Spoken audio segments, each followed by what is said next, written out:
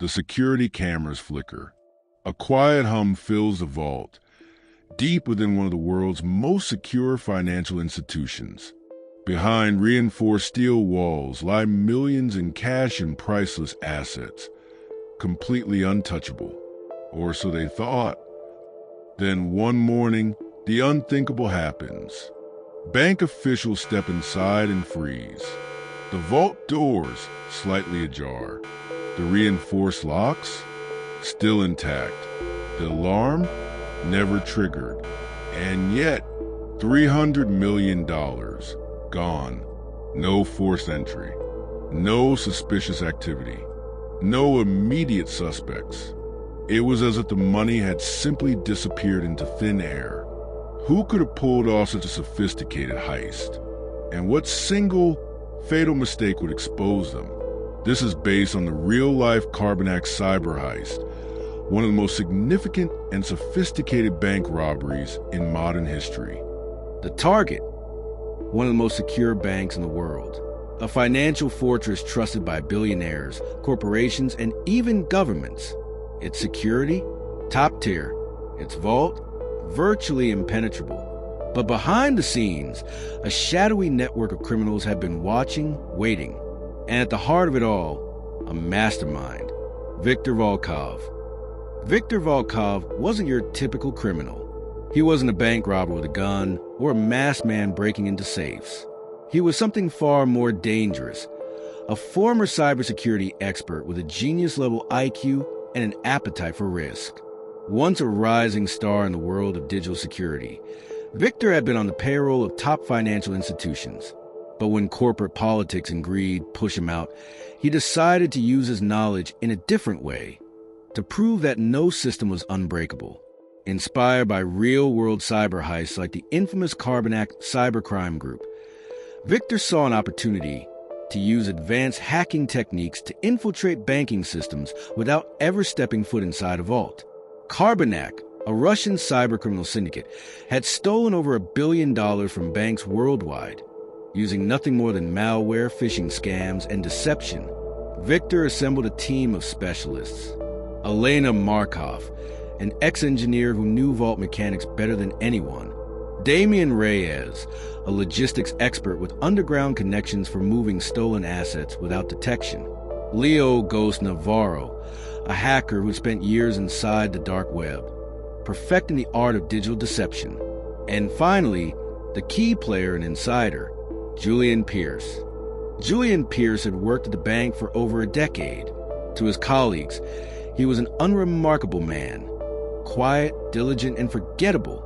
But what they didn't know was that Julian had crippling debts, a past riddled with financial mistakes, and a growing resentment toward the institution that had denied him promotions time and time again.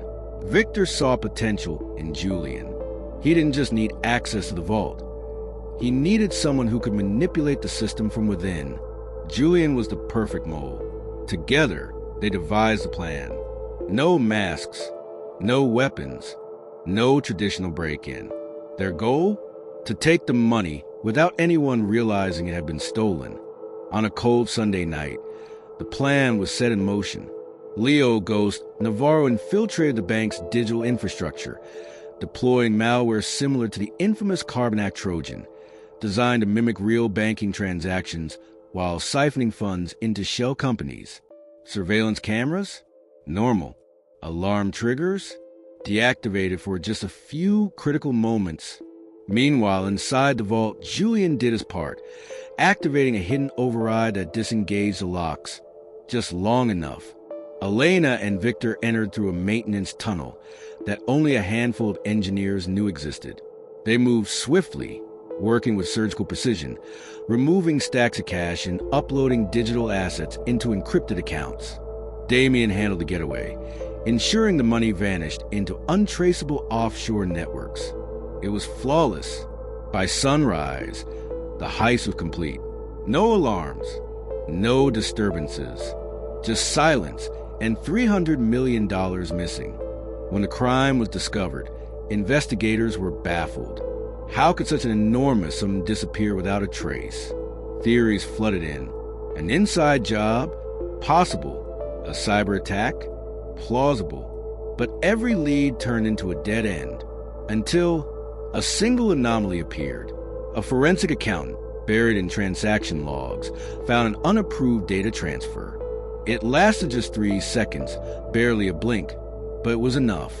A tiny, overlooked detail, a mistake.